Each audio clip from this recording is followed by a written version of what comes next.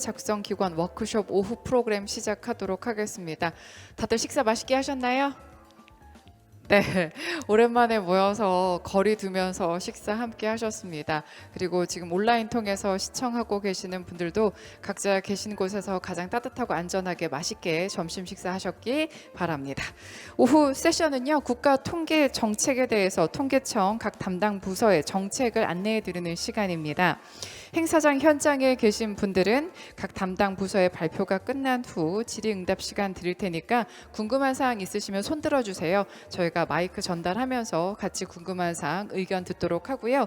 그리고 유튜브 통해서 시청하고 계신 참가자분들은 홈페이지 질문하기 메뉴에 글 남겨주시면 저희가 먼저 같이 질문해드리고 같이 의견 공유하도록 하겠습니다. 그리고 사전 등록 후 홈페이지에 로그인하고 이 방송 시청하고 계신 분들께 모바일 상품권 보내드릴 예정입니다. 홈페이지에 꼭 로그인 해주시길 바랍니다. 그럼 오후 첫 번째 세션 이어가도록 하겠습니다. 국가통계조정과 관리 부문을 소개해 드릴게요. 첫 번째 발표는 경제통계심사조정과 송경희 사무관님께서 발표해 주시겠습니다. 박수로 모시겠습니다. 예, 송경희 사무관님께서는 통계조정 제도에 대해서 알려주실 예정입니다. 네, 반갑습니다. 식사 후 바로 시작하는 강의라 졸음이 올 수도 있는 시간입니다. 편안하게 들어주셨으면 좋겠습니다. 저는 국가통계 조정 제도에 대해서 말씀드리려고 합니다. 말씀드릴 순서는 다음과 같습니다. 통계 제도입니다. UN 통계 조직에서는 통계 정책을 통한 통계 조정의 필요성을 4가지를 제시를 하고 있습니다. 비교 가능성과 연계성 보장, 자료 수집을 통한 중복 방지, 공식 통계 위상 제고, 국제적 대표성 제고가 그 4가지인데요. 저희 통계청에서는 통계를 직접 생산하기도 하고 국가 통계 조정 역할을 하고 있습니다. 통계 조정의 기본 원칙은 크게 3가지가 있습니다. 조사의 무분별한 조사를 방지해서 통계 응답자로 하여금 응답 부담을 경감시키는 것이고요. 죄송합니다. 두 번째는 정부 예산과 한정단 재원이 투입되기 때문에 통계 작성 기간이 유사 중복된 통계를 작성을 방지하는 것이고요. 세 번째는 시계열 분석이나 통계별 비교를 용이하게 해서 통계 이용자들이 통계를 이용하는 데 있어서 혼란을 방지하는 데 그 기준을 두고 있습니다. 그럼 통계청에서 관리하는 어떤 통계를 관리하고 있는지에 대해서 말씀을 드리도록 하겠습니다. 모든 수량적 정보가 통계일까요? 물론 많은 수량적 수치로 정보들이 제공이 되고 있습니다만 저희 통계청에서 관리하는 통계는 통계법 제3조에 의해서 4가지로 정의를 하고 있습니다. 먼저 정부 정책 수립과 경제 사회 현상의 연구 등을 활용을 목적으로 산업, 물가, 인구주택, 문화, 환경 등 특정한 집단이나 개체를 대상으로 직접 또는 다른 기관의 위탁을 통해서 작성하는 수량적 정보라고 정의되어 있습니다. 통계를 작성하는 일련의 사이클을 보면 통계에 대한 수요가 발생을 하게 되면 통계에 대한 기획 설계를 통해서 예산과 자원을 확보를 하고 그에 따른 조사가 이루어지면 거기에 대한 결과표가 만들어지고 그 결과표를 토대로 보도자료나 간행물로 결과표를 배포를 합니다. 또 그리고 조사 과정에서 이루어진 개선 사항을 검토를 해서 다음 조사 때 그것을 환류를 시켜서 다음 개선을 하는 그런 사이클로 진행이 되고 있습니다. 승인 통계의 조사 방법은 크게 3가지로 나눌 수가 있습니다. 여러분도 잘 아시다시피 전수조사와 표본조사로 대표되는 조사 통계가 있고요. 행정 업무의 수반에서 수집된 자료로부터 작성된 보고 통계가 있고 1차적으로 수집된 통계 자료를 2차 가공해서 만든 가공 통계 이렇게 3가지로 구분할 수가 있습니다. 2021년 11월 1일 기준으로 국가 승인 통계를 살펴보면 작성 기간 수는 429개 기관이고요. 통계 작성 수는 1259종입니다. 저희가 통계 종류를 보면 지정 통계가 92종이고요. 작성 방법별로 봤을 때는 조사 통계, 보고 통계, 가공 통계 순으로 현황이 나와 있습니다. 통계 조정의 업무 흐름도를 살펴보도록 하겠습니다. 통계 작성 기간의 신규 통계 작성이나 변경, 중지 및 공표 등에 대해 주요 단계에 통계법적 규율이 적용이 되고 있습니다. 대부분 통계 작성 기간에는 절차는 공통이나 작성 기간의 지정이나 벌칙, 주요 권한 면에서는 차별이 있을 수 있습니다. 특히 통계법을 위반했을 때는 당연 작성 기간에는 시정과 징계가 벌칙으로 따르지만 지정 기간에서는 과태료가 부과되는 그런 벌칙의 차별이 있습니다. 통계법 위반 사례를 간단하게 말씀을 드리면 사무 개선 요구를 불응했다든지 작성 승인 작성이나 변경이나 중지를 승인 없이 처리했다든지 표준 분류를 미준수했다든지 통계 공표 의무를 위반했다든지 이런 부분이 통계법 위반 사항에 해당이 됩니다. 통계 작성 지정 기관입니다. 아까 제가 당연 기관이라고 말씀을 드렸는데 중앙행정기관이나 지방자치단체는 당연 작성 기관이라서 법에 이미 명시가 되어 있기 때문에 지정 절차는 불필요합니다. 그 외에 공공기관 등은 지정기관 지정 신청을 하셔야 되는데 세 가지 조건을 만족을 하셔야 됩니다. 민법이나 그 밖의 다른 법률에 따라 설립된 법인일 것, 그리고 통계를 작성하기 위한 인력과 예산이 확보되어 있거나 앞으로 확보될 여지가 있을 것. 또 세 번째는 구체적으로 통계가 보급될 수 있는 계획을 갖고 있을 것. 이 세 가지를 갖추셔야 지정기관으로 지정이 될 수 있고요. 지정기관으로 신청하지 않았을 경우에는 통계를 작성기관으로 선정이 안 되기 때문에 저희가 양질의 그 통계가 사장이 될 수도 있고 또 그 품질을 담보할 수 없는 그런 사태가 있습니다. 그래서 통계청에서 직권으로 또 지정기관을 지정할 수 있는 그런 시스템이 만들어졌습니다. 그래서 그 절차는 자발적 신청과 자발적 신청을 위해서 선공고를 하고 협의를 하는 과정을 거치는데 만일에 그 기관에서 이것을 미수용했을 때는 국가통계위원회에 상정해서 지정을 하는 절차가 있습니다만 대부분 앞부분에서 그 지정 절차가 이루어지고 있습니다.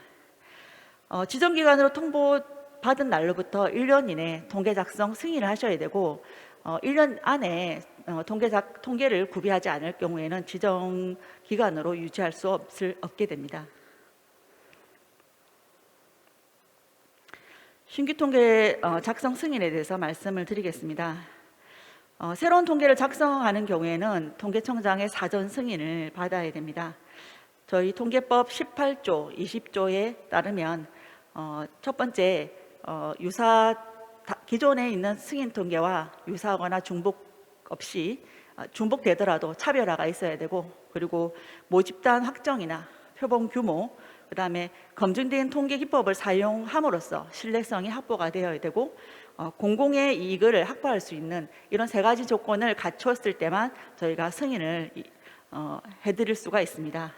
그리고 작성기관에서 저희한테 승인 신청이 왔을 때 저희는 이 통계가 법 대상인지를 판단을 하고 만일에 이게 해당이 된다면 저희 관련 부처에 의견을 조회하고 그다음에 승인 절차에 따라서 심사를 하게 되어 있습니다. 저희가 그 승인 대상과 협의의 대상이란 그 표현을 쓰고 있습니다. 그래서 승인과 협의를 제가 한번 구분을 한다면 저희가 통계법 18조에서는 새로운 통계를 작성하는 경우에는 승인 사항이고요. 그다음에 통계법 20조에 따르면 다른 법률에 의해서 통계를 작성하는 경우에는 그 법률에 정하지 않은 사항을 미리 통계청장과 협의하는 협의의 통계라고 보시면 됩니다. 지금 국민건강영양조사와 같이 국민건강증진법에 따라서 조사를 해야 되는 통계도 있는데 이런 경우는 협의 대상 통계라고 보시면 되고요. 작성 승인에 대한 신청 기한은 저희가 법으로는 자료 수집을 시작하기 전 30일 전이라고 되어 있습니다. 하지만 저희 그 승인을 위해서 준비하는 모집단이라든지 표본 설계 이런 부분, 조사 항목 등 여러 가지 부분에서 모든 것이 완벽했을 때는 30일이 충분할 수 있겠지만 실제적으로 저희들이 심사를 하는 과정에서 많이 부족한 부분이 많고 수정 보완 사항이 많이 발생을 합니다. 그래서 어떤 때는 한 몇 달 아니면 몇 해까지도 걸릴 경우가 있기 때문에 미리 승인을 받고자 하시는 경우는 미리 담당자와 사전에 충분한 협의를 가지고 진행을 하셨으면 좋겠습니다. 저희 신규 통계 작성 승인의 불승인 사례를 하나 말씀을 드리러 갔습니다. 땡땡부에 조사 통계가 있었습니다.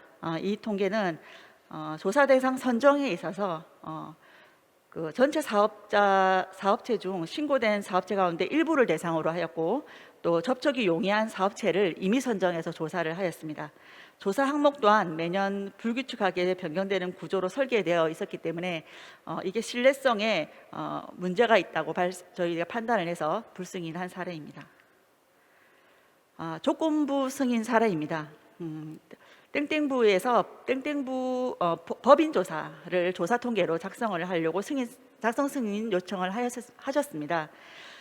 근데 통계조정과에서는 이미 그 행정 자료가 있기 때문에 그 행정 자료를 활용할 수 있는 방안에 대해서 그 방안을 요청을 했고요. 그 부에서는 기본 현황은 있지만 종사자 수와 같이 표본조사로 확보해야 될 조사가 있기 때문에 이런 의견을 받아들여서 저희가 행정자료 활용한 통계 작성의 가능성과 활용화 방안을 검토하는 조건부 승인을 한 적이 있습니다. 지금 저희가 통계에 아까 1259종 중에 지정 통계가 92종입니다. 그만큼 지정 통계는 정부의 각종 정책의 수립 평가 또 다른 통계 작성 등에 널리 활용되는 중요한 통계이기 때문에 그 종수가 좀 적은데 지정 통계의 지정 요건은 총 5가지 중에 하나가 해당이 되면 지정 통계 요건을 받을 수가 있습니다. 전국을 대상으로 한다거나 다른 통계의 모집단의 기초 자료가 된다거나 국제적 기준을 따른다거나 이런 조건을 충분히 갖추어야 되고요. 지정 통계를 받게 되면 자료 제출 명령권이나 실질조사권, 과태료 부과권 등을 부여받을 수가 있습니다. 지정 통계 지정 사례입니다. 어떤 부에서 땡땡 조사를 지정 통계 지정해 줄 것을 요청했습니다. 이 조사는 전국을 대상으로 국제적 기준에 따라 작성을 하고 있고 또 국민들의 관심이 높아서 정확도를 높이기 위한 통계 정확도를 높이길 필요가 있기 때문에 지정 통계로 지정을 신청하셨고요. 저희가 이 부분에 대한 연구자 담당자의 검토 결과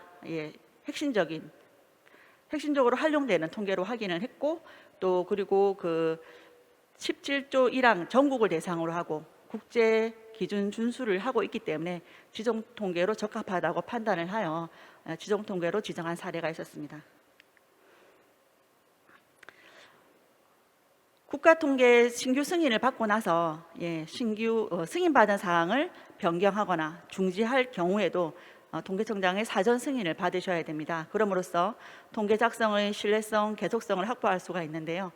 이 또한 변경 승인 자료 수집 20일 전에 신청을 하셔야 됩니다. 그래서 좀 기간을 넉넉하게 두시고 신청을 하신다면 저희도 철저히 검토를 해서 변경 사항이 잘 마무리될 수 있도록 노력하도록 하겠습니다. 저희 이번에 변경 승인 사례 저희가 하나 소개를 드리면 땡땡 통계가 위탁 방식으로 진행되었는데 금년 조사기간 선정이 2차례 유찰이 되어서 조사기간을 변경한 그런 사례가 있어서 변경 승인을 해드렸고요.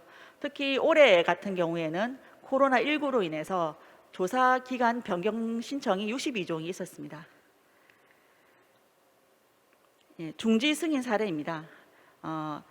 2개의 조사가 있었습니다. 2개의 조사가 다른 조사가 있었지만 이 조사 2개의 조사가 연관성도 높고 또 정책 담당자나 일반인들이 생각했을 때 통합해서 활용하는 게 더 낫다고, 더 유익하다고 판단을 해서 그런 의견을 받아들여서 저희가 예산 절감과 이용자 편의성을 이유로 통합을 함으로 인해서 하나의 통계를 중지시킨 사례가 있었습니다.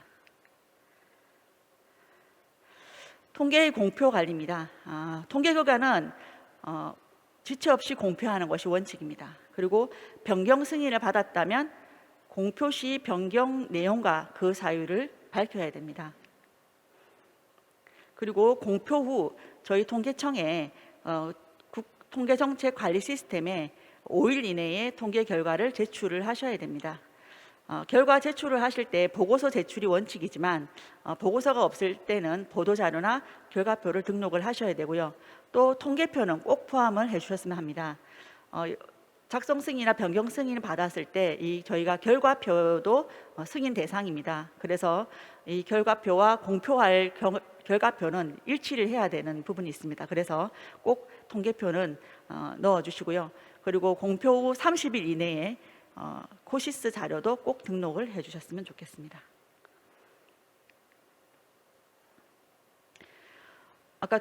아까 말씀드렸다시피 통계는 기본적으로 공표가 원칙이지만 또 미공표의 사례가 발생할 수도 있습니다. 통계법 27조에 따르면 국가안전보장, 질서유지, 공공분봉리에 현저한 지장을 초래할 경우나 통계의 신뢰성이 낮을 경우, 그다음에 그 밖에 어떤 사유로 인해서 인정할 만한 사유가 있을 경우에는 미공표할 수 있다고 하였는데요. 이 미공표 사유가 발생을 하면 이것도 사전 승인을 받으셔야 되고, 그 미공표 승인 내역과 사유는 국회에 꼭 제출을 하여야 합니다. 그리고 미공표된 승인 통계를 다시 공표하기 위해서도 통계청장과 미리 공표 협의를 하셔야 되고요. 혹시 전체 대상이 아니라 일부 항목만 미공표했을 때는 변경 승인을 통해서 처리하실 수가 있습니다. 미공표 승인 사례입니다. 땡땡 실태 조사를 실시하는 과정에서 표본 대체 등 현장 조사에 문제가 발생해서 금년도 조사 결과가 기존의 시계열로 급격한 차이가 보이는 등 신뢰성 문제가 발생을 하였습니다. 그래서 저희가 조정 소위를 통해서 의논한 결과 이 또한 미공표 사유에 해당된다고 판단을 하였고, 그 결과 국회 기획재정위원회에 그 사유를 즉시 제출을 하였습니다. 저희가 지금까지는 국가 승인 통계에 대해서 말씀을 드렸는데 미승인 통계 관리에 대해서 말씀을 드리려고 합니다. 미승인 통계는 통계법 적용 대상이지만 국가 통계 승인 자격에 결격이 있는 통계를 말합니다.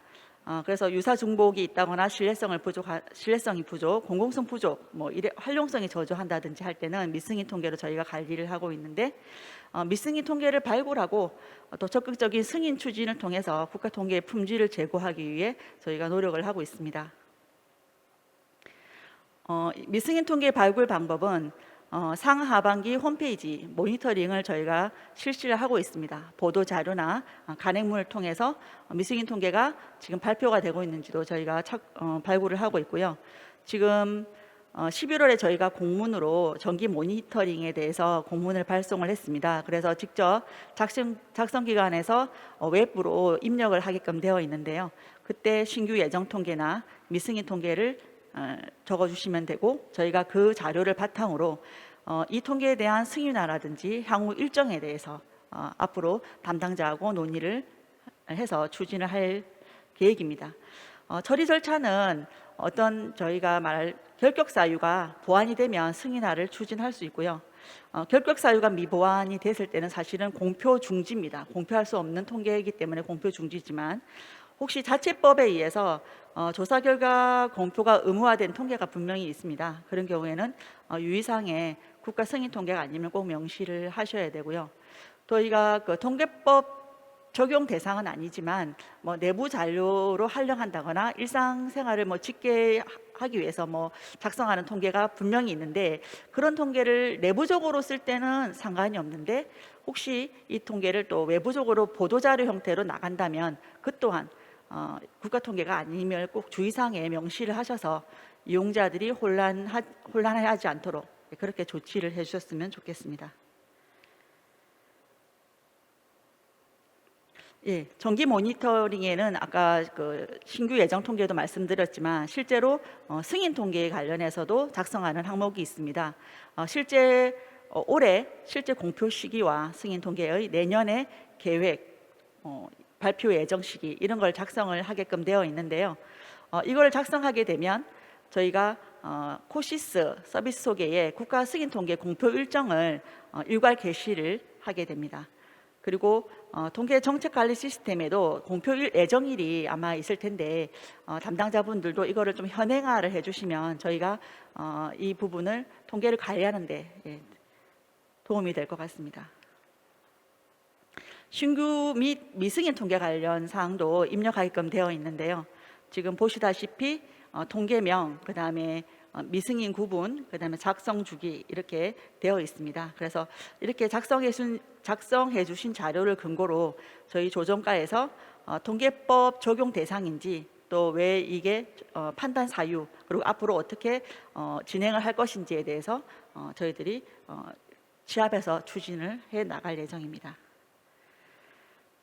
미승인 공표 사례입니다. 저희가 무단 작성 및 공표로 해서 통계법 위반 사례가 발생을 했는데요. 땡땡부에서 수년간 땡땡 그 실태 조사를 승인 없이 작성해서 보도를 한 경우입니다. 그래서 이 부분에 대해서 저희가 통계법 통계 대상 여부를 확인을 했고 저희가 조정 소위를 거쳐서 이 기간에 벌점과 시정 요구를 한 사항이 있었습니다. 마지막으로 통계 예산 사전 검토 제도입니다.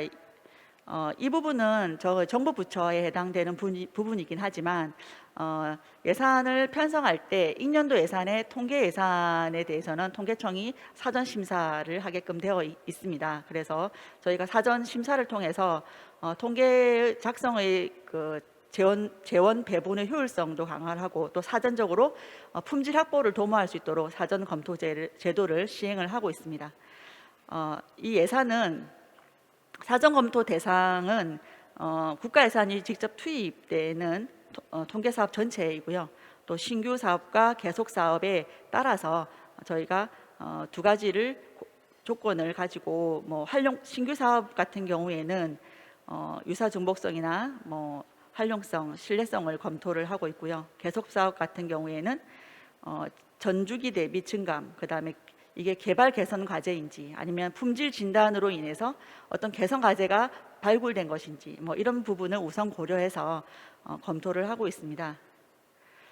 사전 검토 제도는 올해 저희가 검토한 통계는 266종이고요. 요구액은 1,519억 원으로 매년 증가를 하고 있고요. 저희는 이런 요구액을 가지고 직접적으로 통계에 해당되는 예산을 가지고 꼭 증액을 목표가 아니라 실질적으로 이 통계를 작성하는 데 있어서 표본 규모나 그다음에 아니면 조사 난이도에 따른 1인 업무량이라든지 답례품 이런 부분을 종합적으로 고려해서 예산을 사전 검토하는 제도를 시행을 하고 있습니다. 네, 이상으로 저희 그 국가통계조정제도에 대한 전반적인 사항을 말씀을 드렸습니다. 네, 감사합니다.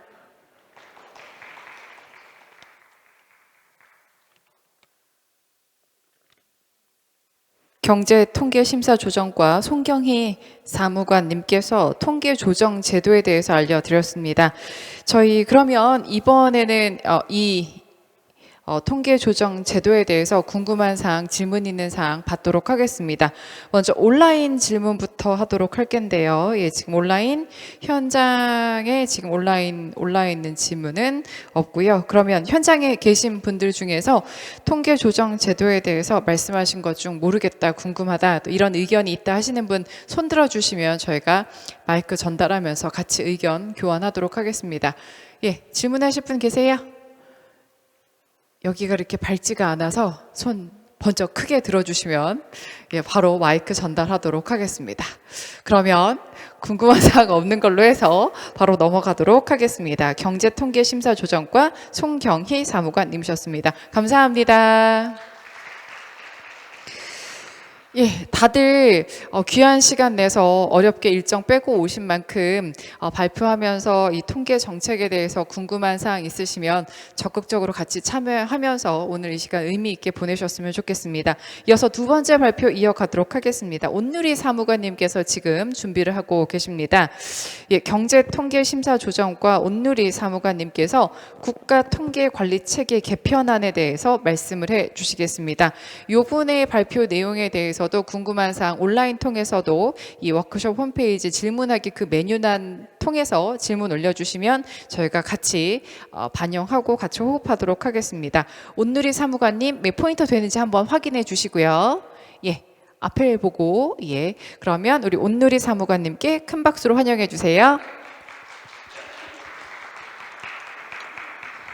네, 안녕하세요. 저는 통계정책국 경제통계심사조정과에서 승인제도 개편 업무를 담당하고 있는 온누리입니다. 네, 통계청에서는 현재 직면하고 있는 통계 환경의 변화에 대응하여 국가통계를 앞으로 어떻게 관리해 나갈지의 방향을 담은 국가통계관리체계 개편 기본 계획을 마련하였습니다. 네, 발표는 추진 배경, 현황 및 문제점, 추진 방향, 주요 내용, 향후 계획 및 기대 효과 순서로 말씀을 드리겠습니다. 네, 추진 배경입니다. 네, 인공지능, 사물인터넷, 클라우드와 같은 차세대 기술에 기반한 4차 산업시대의 핵심 동력으로 데이터의 중요성이 강조되고 있습니다. 통계 환경 측면에서도 전통적인 조사 방식의 시의성과 경제성의 문제, 그리고 열악한 조사 환경의 문제를 극복하기 위해서 이러한 데이터를 활용하여 통계를 작성하고자 하는 사례도 증가를 하고 있습니다.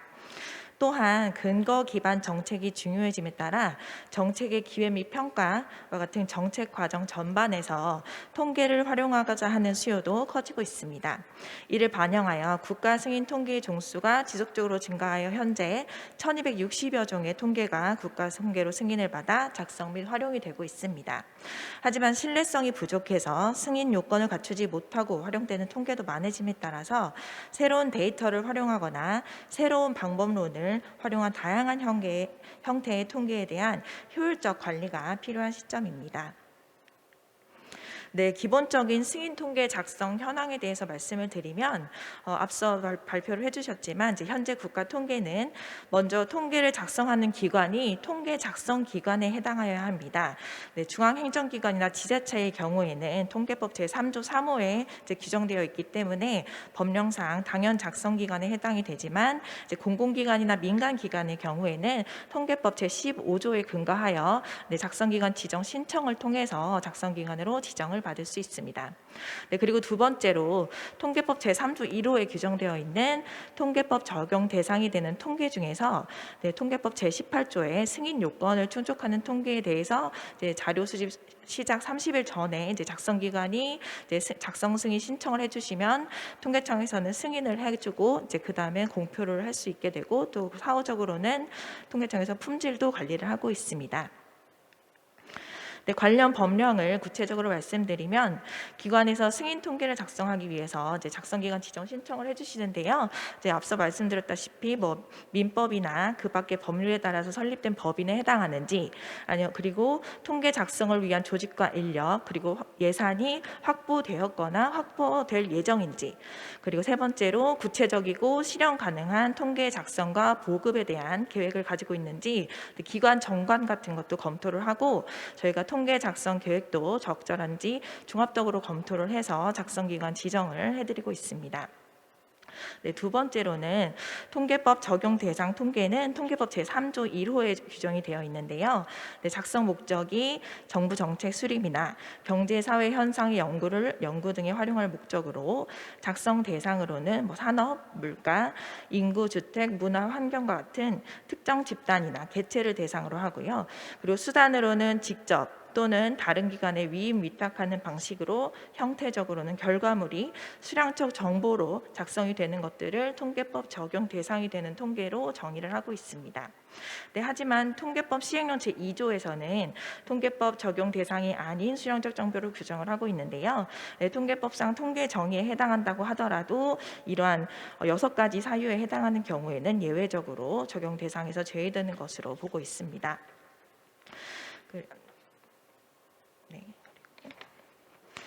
이제 작성 지정기관의 지위가 있는 기관에서 승인 통계를 작성하라고 하실 때 이제 통계 작성 기획서나 뭐 조사표, 표본 설계서, 결과표와 같이 여러 자료들을 제출해 주시는데요.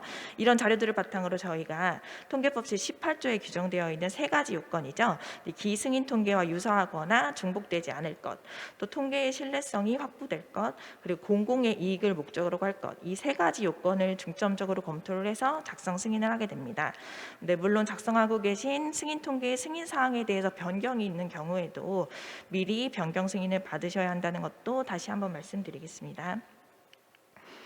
네, 현재는 승인 관리 제도상 크게 두 가지 측면에서 문제점이 발생을 하고 있습니다. 첫째로 기존의 틀에서 벗어난 새로운 통계의 작성과 활용이 미흡하다는 점입니다. 민간 빅데이터를 활용해서 작성한 통계는 데이터 커버리지의 불명확성이나 민간 데이터의 경우 안정적인 자료의 입수가 불확실하고, 또한 새롭게 적용되는 기법에 대한 신뢰성과 안정성을 검증하기 어렵기 때문에 현재는 승인 요건을 충족하기 어려운 상황입니다. 그리고 전통적인 방식으로 작성되는 통계 중에서도 승인 요건을 충족하지 못하는 통계나 정책 부처의 행정 자료도 필요에 의해서 공표가 되고는 있지만 통계법 위반 논란이 발생을 하고 있습니다. 또한 공공부문에서 기관 자체에서 보유하는 데이터 중에 승인 통계로 활용되는 것은 일부에 불과를 해서 대부분의 기관 보유 데이터가 통계청의 관리에서는 제외가 되어 있습니다. 따라서 이러한 빅데이터를 활용하거나 또 새롭게 작성하는 통계에 대한 관리와 정책 부처, 공공부문의 자료를 양성화할 필요가 있겠습니다. 네, 두 번째 문제로는 통계별 특성에 맞는 관리 체계가 미흡하다는 점입니다. 승인 통계는 작성 방식에 따라서 조사, 가공, 보고 통계로 구분이 되지만 특성에 관계없이 동일하게 승인을 받고 관리가 되고 있습니다.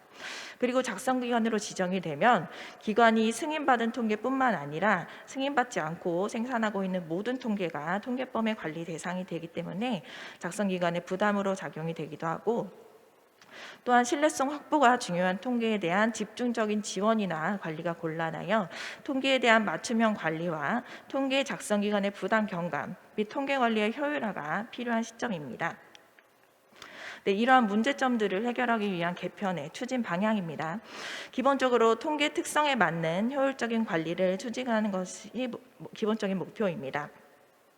단기적으로는 법령의 개정 없이 제도 개선을 추진하여 빅데이터 활용 통계와 같은 새로운 방식의 통계를 생산하고 활용할 수 있도록 개선하고, 중장기적으로는 통계법 개정을 통해 국가통계관리 체계를 차등화하여 통계의 작성과 활용을 활성화하고 통계의 품질을 제고하도록 하겠습니다.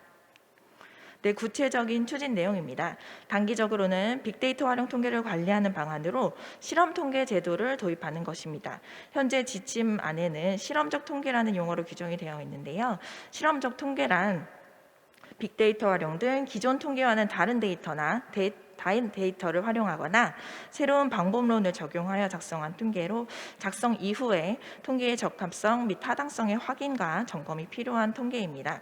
네, 특성상 전통적인 조사 방법 기준으로 보면 자료의 대표성과 신뢰성을 판단하기 어렵다고 볼 수 있습니다. 따라서 승인 통계로 관리가 어렵기 때문에 새롭게 실험적 통계라는 카테고리를 추가하고 공포와 활용이 가능하도록 관리하고자 하는 것입니다.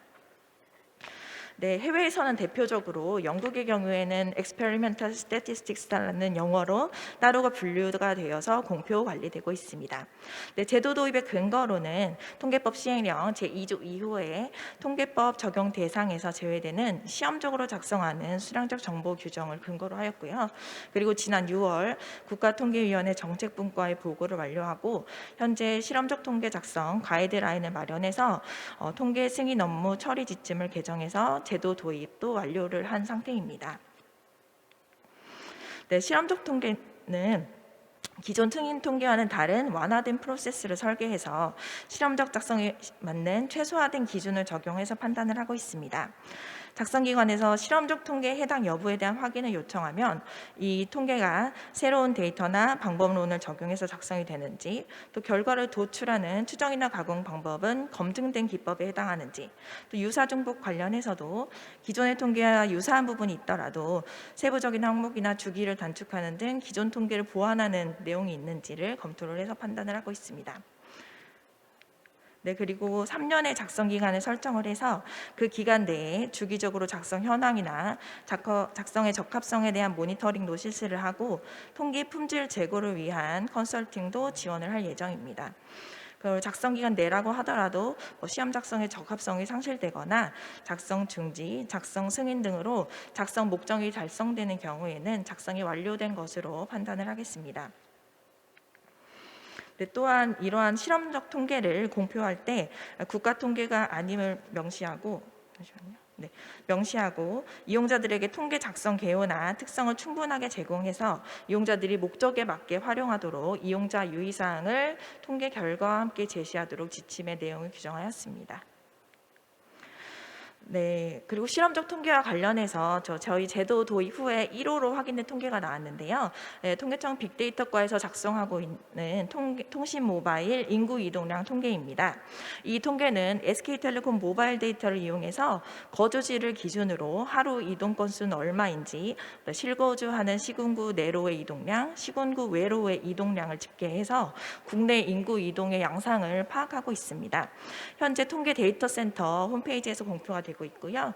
SK텔레콤 가입자 수가 전체 모바일 가입자의 한 41% 정도 되기 때문에 커버리지가 불완전해서 승인 통계로 작성이 되기는 좀 어렵지만 현재 이렇게 실험적 통계로 확인을 받고 매주 공표 활용되고 있습니다. 네, 그리고 중장기적인 관리체계 개편 방안은 국가통계의 종류를 세분화하고 관리체계를 효율화하는 것입니다.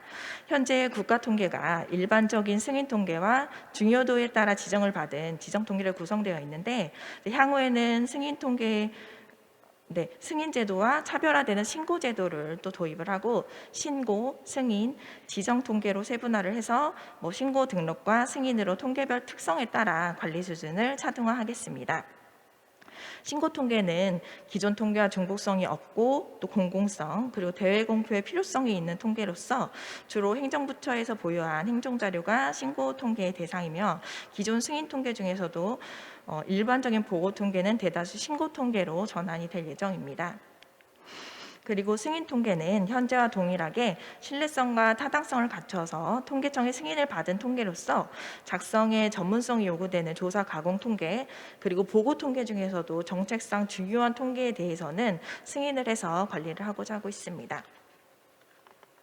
네, 그리고 지정 통계는 승인 통계 중에서도 정책의 수립 평가 또는 다른 통계의 작성에 널리 활용되는 통계로 지정 통계로 지정을 해서 또 좀 더 엄격하게 관리가 될 예정입니다. 네, 실험 통계의 경우에는 현재 단기적으로는 통계 승인 업무 지침에 규정되어 있어서 제도 운영을 하고 있지만 향후에 중장기적으로는 법령 개정을 수반을 해서 제도 운영에 대한 명시적인 근거 조항을 법령에 규정할 계획입니다. 네, 그림을 보시면 현재 국가통계는 승인을 받은 통계만이 해당이 되어 있는데요.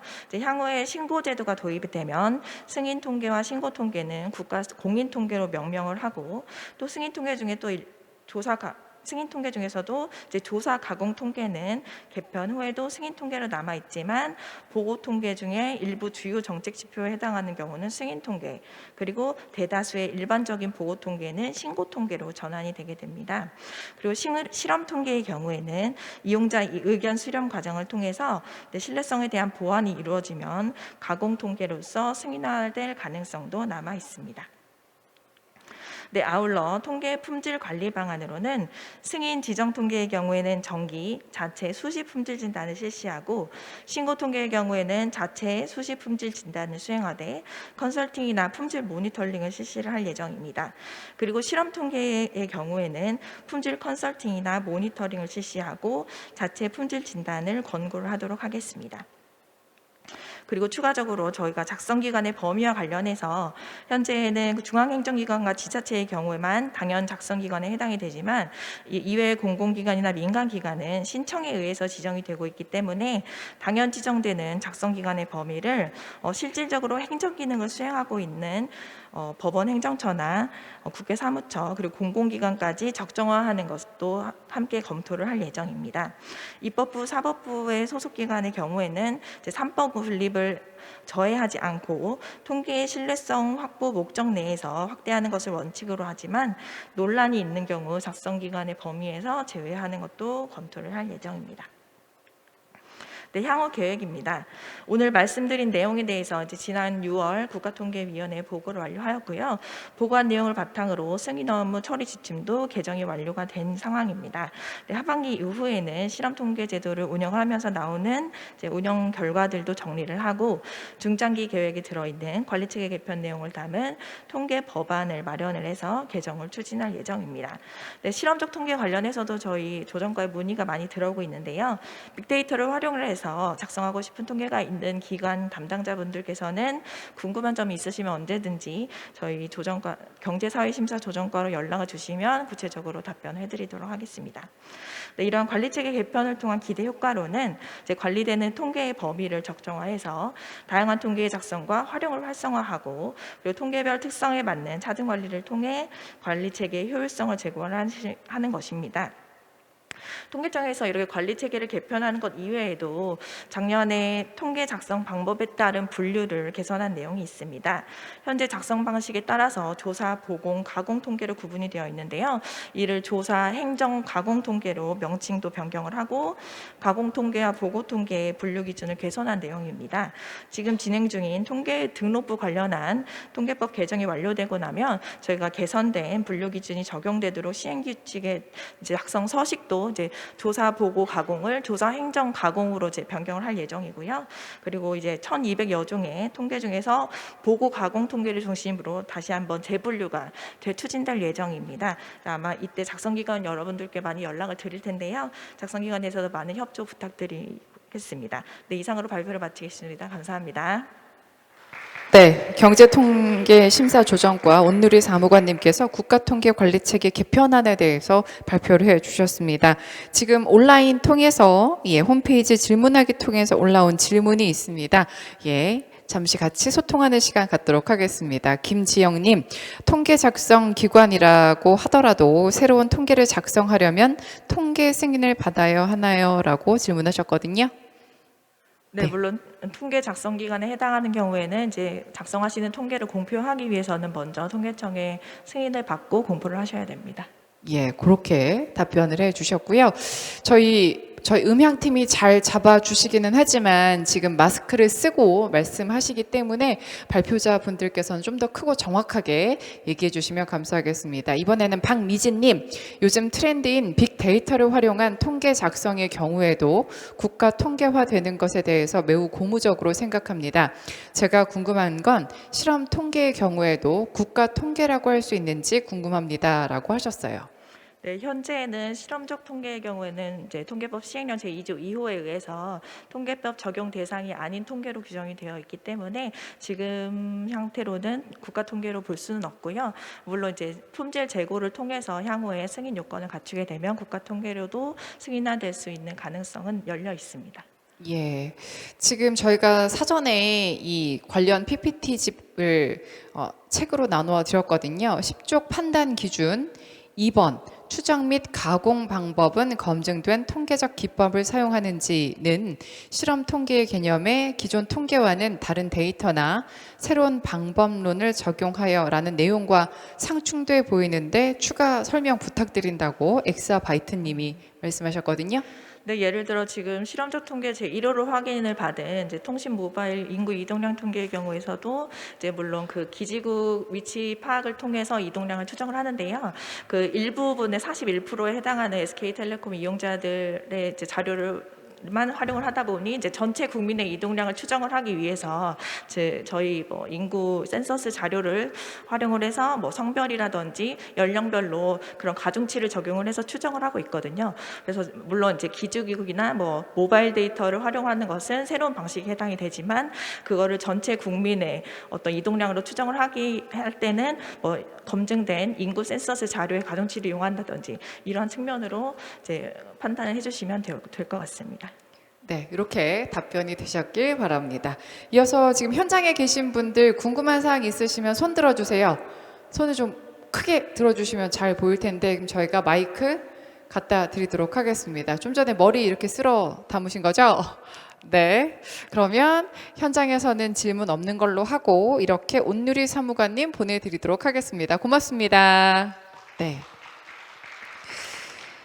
예, 제33회 통계 작성 기관 워크숍 저희 방역 수칙 진행하면서 현장에서는 방역 수칙에 맞게 제한된 인원만 함께하고요. 온라인 통해서 수많은 분들과 함께하고 있습니다. 세 번째 발표 이어가도록 하겠습니다. 고성순 사무관님 앞으로 나와주세요.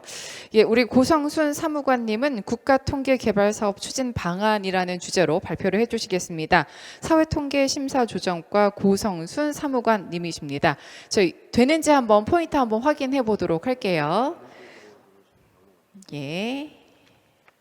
지금 계속해서 사회통계심사조정과에서 발표를 해주고 계십니다. 포인터 되나요? 예. 그러면 우리 고성순 사무관님 큰 박수 주세요.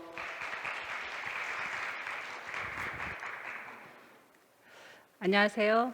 국가통계개발사업을 담당하고 있는 고성순입니다. 새로운 통계를 개발하려고 하거나 이미 승인받은 통계의 개선이 필요한데 전문 인력이나 예산이 부족해서 어려움을 겪었던 경험 있으신가요?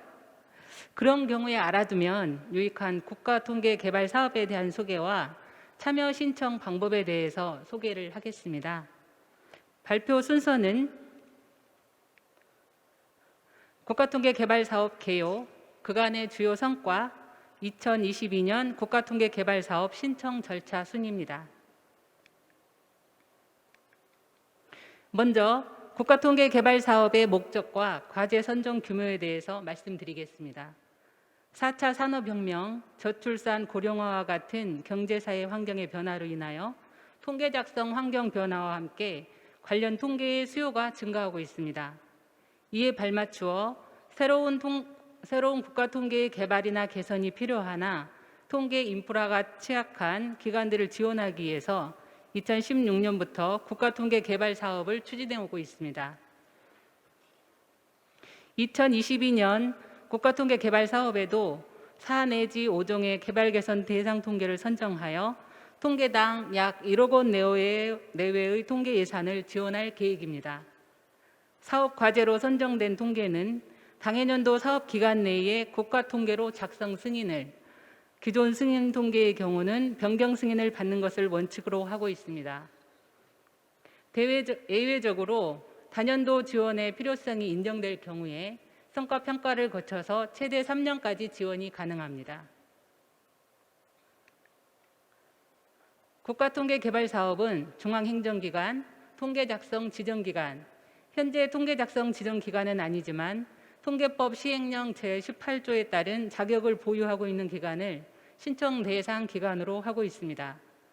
통계법 시행령 제18조에는 통계 예산, 통계 인력, 통계 작성 및 보급 계획에 관한 내용 등 지정기관 지정 요건에 관한 내용이 담겨 있습니다. 중앙행정기관에서 위탁이나 용역사업으로 저희 개발사업에 신청을 할 경우에는 사업계획서에 위탁 용역 기관을 통해서 통계 작성을 한다는 점을 명시하셔야 합니다. 관련하여 또 하나 중요한 점은 위탁 용역 형식으로 국가통계개발 사업에 선정된 경우 예산 또한 중앙행정기관이 아닌 위탁 용역기관으로 바로 지원된다는 점을 유의하셔야 합니다. 다음은 국가통계개발 사업의 수행 절차에 대해 설명드리겠습니다. 국가통계개발 사업의 충실한 이행을 위하여 통상 사업년도 이전 연도 10월 중순부터 11월 중순경에 차년도 사업과제 선정 및 지원 계획을 공고하고 있습니다. 접수된 과제는 1차 서류 검토 후 과제선정위원회에서 국가통계개발지원사업 과제를 선정하게 됩니다. 이때 평가 기준은 사업계획의 적정성, 기관 적격성, 사업 결과 효과성을 종합적으로 판단하고 있습니다. 과제 선정이 완료되면 전문기관에 위탁하여 통계별 취약 분야와 지원이 필요한 부분을 발굴하는 사전 진단이 이루어집니다. 이후 도출된 취약 분야의 문제 해결을 위해서 관련 분야 전문가 구성 등 개발 개선 지원 업무를 본격 수행하게 됩니다. 개발 개선의 추진 상황을 사업 기간 내 지속적으로 점검 지원하고 대상 통계가 승인 요건을 갖추게 되면 최종적으로 승인화하는 프로세스로 진행됩니다. 새로 개발되는 통계가 국가 통계로 승인을 받기 위해 반드시 갖춰야 할 기존 승인 통계와의 차별성 등 승인 요건을 갖추도록 저희 통계청은 사업 전반적인 과정에서 관리와 지원을 하고 있습니다. 지원 대상 통계에 대해 말씀드리겠습니다. 신규 통계 개발이 필요하거나 기존 승인 통계 중 개선이 필요한 통계, 국정과제나 국가통계 발전 계획에 포함된 과제, 통계의 품질 진단 결과 개선이 필요한 과제 등을 지원 대상 통계로 선정하고 있습니다. 이 외에도 기관에서 보유하고 있는 미승인 통계 등을 포함하여 공공성과 활용도가 높은 통계를 저희 국가통계개발사업 과제로 적극적으로 발굴하고 있습니다. 단계별 지원 내용을 말씀드리겠습니다. 사전 진단을 통한 맞춤형 지원 계획 수립을 시작으로 통계 작성 역량 강화를 위한 워크숍, 통계별 지원 간담회 등 각 단계별로 세부 지원이 이루어집니다. 사전 진단을 통해 통계별 취약 분야 분석과 맞춤형 지원 계획 수립, 관련 전문가 구성 등으로 개선하고자 했던 목표가 달성될 수 있도록 합니다. 국가통계개발사업 참여기관 담당자의 통계 역량 강화를 위해 1박 2일의 워크숍을 실시해 품질 높은 통계 생산에 보탬이 되고자 합니다. 전년에 이어 올해까지는 코로나19로 인해 부득이하게 워크숍을 하루로 축소하여 진행을 하였지만 2022년도에는 모집단 구축이나 표본 설계, 조사표 관련 사항 등에 대한 통계 교육을 진행할 계획입니다.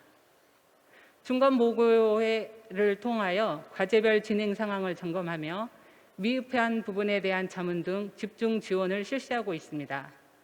사업이 종료되는 12월에는 성과평가 세미나를 통하여 성과를 점검하고 이후 개발 사업을 통하여 신규로 승인받은 통계의 작성이 완료되면 DB 구축과 코시스 자료 전송 등 통계 자료 관리가 원활히 이루어지도록 사후 지원을 실시하고 있습니다.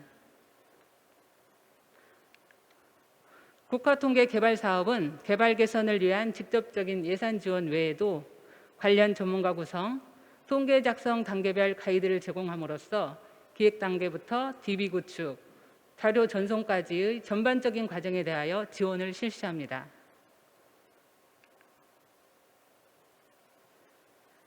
지금부터는 16년도 처음 국가통계개발사업을 추진한 이후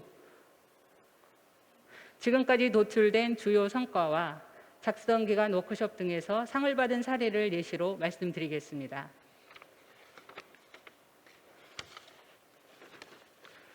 먼저 국가통계개발사업 전반적인 성과입니다. 2020년까지 15개 기관을 통계 작성 지정기관으로 신규 지정하였고 21종의 신규 통계 개발, 5종의 승인 통계 개선을 통하여 국가통계의 확충과 통계 작성을 효율화하였습니다. 교통망 GIS 자료, 이용 도로 및 속도 등을 포함한 이동 궤적, 대중교통 정보 등의 빅데이터를 활용한 교통 접근성 지표를 2017년과 2018년 2개 내내 걸쳐 개발을 하였고 UN SDGs 관련 지표인 국가생명연구자원 통계를 2018년에 국가 승인 통계로 승인을 받았습니다. 또한 공공 데이터를 활용하여 조사 통계에서 가공 통계로 대체하여 통계 작성을 효율화하였고 기관 내부 자료로만 활용하던 자료를 국가통계 개발 사업에 참여하면서 신뢰성과 정확성을 높여 국가 승인 통계로 발굴하는 성과를 나타냈습니다. 국가통계 개발 사업에 참여한 후 통계 작성 기간 워크숍에서 수상을 받은 사례를 소개하겠습니다. 먼저 가뭄정보 통계입니다. 가뭄정보 통계는 19년도 개발 사업에 참여하였으며 가뭄 분야 최초 국가 통계로서 가뭄 재난의 정책, 사업 수립 및 효율적인 관리를 위한 초석을 다지기 위해 만들어졌습니다. 개발 사업 참여를 통해 행정안전부, 농림축산식품부, 환경부, 기상청 등 관련 부처뿐만 아니라 농어촌공사, 수조원공사 등과 협업하여 자료 수집 체계를 구축하고 기관별 영역 역할을 명확하게 함으로써 통계 작성을 효율화하였습니다. 범부처 가뭄정보 연계를 통한 가뭄 발생, 피해, 대응 및 복구 현황 전반에 관한 정보를 DB화하여 통계 생산 절차의 체계성 및 국가적 신뢰성을 확보했다는 점을 우수하게 평가받았습니다. 두 번째 사례는 국민 버블식 실태조사입니다. 신뢰성 높은 시계열 자료의 작성 필요성에도 불구하고 비정기적으로 진행되던 조사를 국가통계개발사업에 참여하면서 조사 주기의 정례화, 조사 문항 개발 및 이를 활용한 인식주수 개발 등을 목표로 설정하고 개발을 진행하였습니다. 그 결과 홀수 년도로 조사 주기를 정기화하였고 136개의 조사 문항 개발, 조사표 개선, 공표 범위 조정으로 신뢰성 있는 결과를 도출하였습니다. 이 외에도 기본권 및 행정부, 사법부, 입법부에 대한 법치주의 인식지수 개발 등 목표했던 과제를 성공적으로 수행하여 우수한 평가를 받았습니다. 21년 국가통계개발개선부문 우수기관으로 선정된 전통시장 상장가 및 점포 경영 실태조사는 노점 상인, 미인정 시장 등 확대된 정책 대상을 반영하기 위하여 모집단을 새롭게 구축하고 표본 추출 틀을 개선하였습니다. 소상공인 매출액을 추정하는 로직 개발을 통해 본 승인 통계에서 파악하고 있는 매출액 추정에 반영했고 정확성을 높인 성과를 인정받아 오늘 개발 개선 부분 최우수상을 수상하는 영광을 누렸습니다. 다음으로 2021년 과제 선정 현황에 대해서 말씀드리겠습니다. 2021년 국가통계개발사업과제는 지원한 과제 중에서 사업계획 적정성 등을 종합적으로 고려하여 총 5종 통계를 사업과제로 선정하였습니다. 먼저 기상산업실태조사는 15년도에 국가통계로 승인받은 이후 변화된 기상 관련 사업 간 가치사슬 구조 파악과 이를 반영한 기존 분류 체계의 개선, 모집단 조사표의 재설계 필요성에 따라 과제로 선정되었습니다. 전통시장 상정가 및 점포 경영 실태조사는 보다 정확한 자료 작성을 위하여 기존 층화 기준을 세분화한 표본 설계의 고도화와 시장별 특성을 반영한 무응답이나 이상치 처리 방안 마련 필요성에 따라 본 과제로 선정되었습니다. 바이오 헬스 산업 실태조사는 19년에 작성 중지한 3종의 승인 통계를 통합하여 작성함으로써 기존 통계 간 중복성 문제를 해결하고 신뢰성 높은 자료 생산과 활용성이 향상될 것으로 판단하여 본 사업 과제로 선정되었습니다. 이 외에도 교통물류 산업 실태조사와 수산종자 생산업 실태조사가 관련 산업의 모집단 구축 등 기반 구축 필요성을 인정받아 과제로 선정되었습니다. 2021년 사업 과제별 주요 개선 사항을 말씀드리겠습니다. 기상산업 실태조사는 현재 공급자 위주의 분류체계 중심에서 다양한 분야와 공존하는 기상산업의 특성을 반영할 수 있도록 기상산업을 재정의하고 전후방 산업을 포괄하는 분류체계로 개편하고자 하였습니다. 교통물류 산업 실태조사는 교통물류 산업을 정의하고 다양한 행정자료를 활용하여 교통물류 산업의 전체적인 분포 현황을 파악하기 위한 모집단 구축과 교통물류 산업 관련 전후방 산업을 포괄한 분류체계를 구축하고자 하였습니다. 전통시장 상정가 및 점포 경영 실태조사는 도매업과 소매업을 분리 층화하여 표본수 배정 및 가중치를 부여하는 방안, 이를 반영한 적정 표본수 산출과 무응답이나 이상치에 대한 처리 방안을 마련 중이며 바이오 헬스 산업 실태 조사는 바이오 헬스 산업 범위와 정의를 명확하게 하고 제약, 의료기기, 화장품에 대한 통합 모집단을 구축하였으며 새로운 조사표 설계로 신뢰성을 높일 예정입니다. 마지막으로 수산종자 생산업 실태조사는 행정자료를 활용하여 모집단을 구축하였으며 응답 오류 최소화를 위하여 조사표 인지 실험을 통한 조사표 설계 후 조사에 활용함으로써 신뢰도를 제고하고자 하였습니다. 다음은 2022년 사업 신청 절차에 대해서 말씀드리겠습니다. 22년도 국가통계개발사업 대상사업 선정 및 지원을 위하여 통계청 홈페이지를 통해 10월 25일부터 11월 22일까지 참여 신청 공고 중에 있으며 현재 접수를 받고 있습니다. 신청을 희망하는 통계 작성 기관이나 자격 보유 기관에서는 통계개발 사업 계획서 및 개발 예정 통계 개요를 작성하셔서 저희 통계청 사회통계심사조정과로 공문을 보내주시면 됩니다. 과제 선정은 올해 12월에 진행할 예정이고요. 1차 서류 평가를 거친 뒤 내외부위원으로 구성된 과제 선정위원회를 별도로 개최하여 사업계획서를 발표, 평가하는 자리를 마련할 예정입니다. 과제 선정 결과는 올해 12월 또는 2022년 1월 초에 통계청 홈페이지에 공고하게 됩니다. 지금 보시는 화면은 좀 전에 말씀드린 그 통계개발 사업계획서 및 개발 예정 통계 개요 서식입니다. 제출하실 서류를 작성하시면서 궁금한 사항이 있으시면 지금 보시는 슬라이드 화면에 기재된 번호로 연락을 주시기 바랍니다. 관심 있는 기관에 많은 참여를 부탁드리고 이상으로 국가통계개발사업 주요 내용과 2022년 과제 신청 방법에 대한 소개를 마치겠습니다. 네, 감사합니다. 박수 부탁드립니다. 예, 사회통계심사조정과 고성순 사무관님께서 국가통계개발사업 추진 방안에 대해서 발표를 해주셨습니다. 이 발표에 대해서 온라인 홈페이지 질문하기 통한 질문이 올라와 있는데 먼저 이정진님께서 통계 개발을 위해서 지원이 되고 있는 줄 몰랐는데 이런 기회 통해서 알게 돼서 매우 다행으로 생각합니다.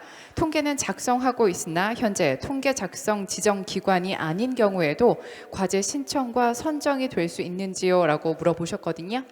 예. 많은 기관에서 그러한 궁금증을 저 보지 마시고 마이크에다 대고 예. 예. 네. 많은 기관에서 이러한 궁금증을 가지고 계시리라 생각이 드는데요. 아까 막 발표 중간에도 설명을 드리기는 했지만 현재 작성 기간, 지정 기간은 아니더 하더라도 통계법 제18조, 통계법 시행령 제18조에서 규정하고 있는 지정 기간, 지정 요건을 만족하시면 저희 개발 사업에 신청이 가능하십니다. 아, 예. 이어서 이은진님 설명에서 지원 금액이 평균 1억 원이라고 했는데 그 이상도 지원이 가능한지 세부적인 지원 사항은 어떤 게 있는지 설명 부탁드립니다 하셨거든요. 네. 소개를 드리긴 했는데요. 저희 이제 평균적으로 1억 원 내외의 예산을 지원을 하고 있고 그 과제가 선정이 되고 나면 과제 특성에 따라서 그 1억 원 내에서 금액이 조정이 되고 있습니다. 아, 예.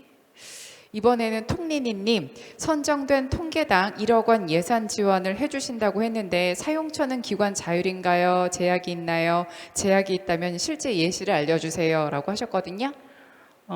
저희들이 그 통계 개발 개선에 지원하는 거는 그 개발하려고 하는 통계 개발에 필요한 뭐 조사표 구성이라든지 표본 설계를 하신다든지 실제 조사의 과정에서 수반되는 비용을 지원하는 것이고요.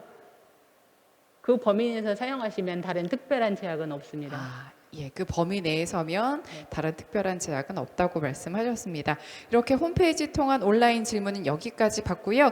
이어서 지금 현장에 계신 분들 지금 우리 고성순 사무관님 이야기 들으면서 이건 좀 궁금하다 이런 뭐 의견이면 더 좋겠다라고 하시는 분 있으면 손 들어주시면 마이크 전달해 드리도록 하겠습니다. 예. 10번 테이블에 저분께 마이크 전달해 주세요. 마스크 착용하고 얘기하도록 하겠습니다. 본인 소개 간단하게 해주실까요? 네, 안녕하세요. 저는 여성가족부 산하에 있는 청소년 활동진흥원에서 나온 김용여라고 합니다. 네, 반갑습니다. 네, 저희 기관은 현재 3년 전에 국가통계 승인기관으로 지정이 됐고요. 그래서 올해 3년 주기의 통계를 이제 2000년도 조사를 실시했습니다. 그런데 제가 궁금한 거는 이렇게 지원해 주시는 부분에 있어서 저희가 올해 개선 개발을 하긴 했는데요. 조사 주기를 좀 더 단축하고자 하는 부분들이 있습니다. 왜냐하면 사회적인 어떤 시기적인 상황들을 따져보니까 좀 더 조금 뭐 1년 주기나 이런 식으로 해서 좀 조사를 이루어주고 싶긴 한데 그런 예산 부분에 있어서 조금 어려움이 있습니다. 기관 차원에서. 그래서 그런 부분들도 이렇게 신청이 가능한지 그런 부분들이 조금 궁금하고요. 또 두 번째는요. 저희 기관 내에서도 굉장히 다양한 청소년 활동에 관련된 조사 가 자체적으로 좀 많이 이루어지고 있는데 이런 것들이 또 이번 기회에 통해서 조금 개발을 했으면 좋겠는데 사실 그런 주제를 선정하거나 이런 부분까지도 초기 워크숍 컨설팅을 통해서 이루어질 수 있는지 다소 궁금해집니다. 질문하신 거 첫 번째 답변을 드리자면요. 지금 통계에 큰 문제는 없지만 필요성 때문에 조사 주기 단축이 필요해서 관련 예산이 필요한데 이러한 경우에도 저희 개발 개선 사업에 지원할 수 있느냐 이런 질문인 것 같습니다. 저희들이 이 사업을 진행하는 목적이 품질이 대상 과제 중에 통계 품질이 진단을 결과 개선이 필요한 과제 등에 대해서 저희들이 지원을 하고 있는데 일단 말씀하시는 부분은 품질이나 이런 게 문제가 되는 것은 아닌 것 같고 단지 그 자료를 1년 주기로 더 빨리 작성을 해서 서비스를 하고자 하는 것에 목적이 있는 것 같아서 그거는 일단 대상이 좀 아니지 않나 후순위로 밀리지 않겠나 싶은 생각이 들고요. 각 작성 기관에서 이제 개발하고 싶은 통계가 많이 있을 것으로 생각이 됩니다. 그런데 이제 저희는 국가통계개발 사업은 한번 시작을 하면 1년 주기로 이렇게 작성을 하시기 때문에 이런 과제 공모 기간에 최대한 사업계획서를 작성해서 제출을 해 주시고 그 외에 연중 사업 기간에 저희 국가통계개발 사업이 아니다 하더라도 그 승인하는 다 담당하는 파트가 있습니다. 그래서 그 담당자하고 수시로 협의를 하셔서 승인 과정을 좀 의논을 하시면 좋을 것 같습니다. 예, 길어지는 승인 과정은 협의하시라고 말씀을 해주셨습니다. 더 궁금하신 분 계세요? 예, 없으시면 현장에서 질문은 여기까지 받도록 하겠습니다. 고성순 사무관님이셨습니다. 큰 박수 주세요. 네. 예, 제33회 통계 작성 기관 워크숍 계속해서 첫 번째 세션의 마지막 발표 이어가도록 하겠습니다. 이정화 사무관님 앞으로 나오셔서 포인터 되는지 PPT 한번 체크해 주시기 바랍니다. 지금 이제 온라인에서도 질문이 속속 올라오고 있고 현장에서도 발표 내용에 대해서 궁금한 사항 같이 질문도 하고 함께하고 있습니다.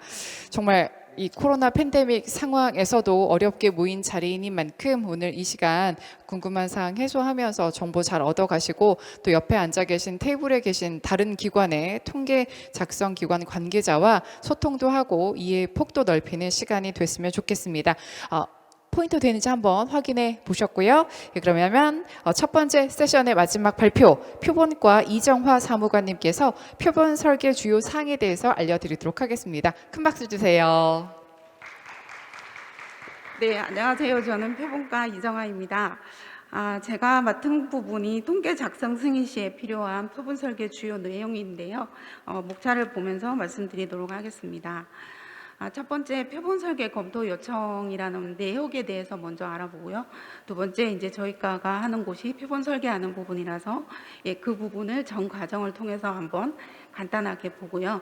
세 번째는 우리 청에서 하는 주요 통계 검토 기준이 있습니다. 그래서 그 부분을 보고 그다음 그동안에 계속 저희가 모아왔던 오류 사례에 대해서 말씀드리도록 하겠습니다. 먼저 표본 설계 검토 요청 서류인데요. 보시는 바와 같이 저희과에 표본 설계 검토 요청을 하시려면 6종의 종류를 꼭 다 주셔야 저희가 검토를 할 수 있습니다. 그래서 저희가 빨갛게 해놓은 표본 설계 내역서, 요약서를 이제 저희과에서는 제일 먼저 보고 있고요.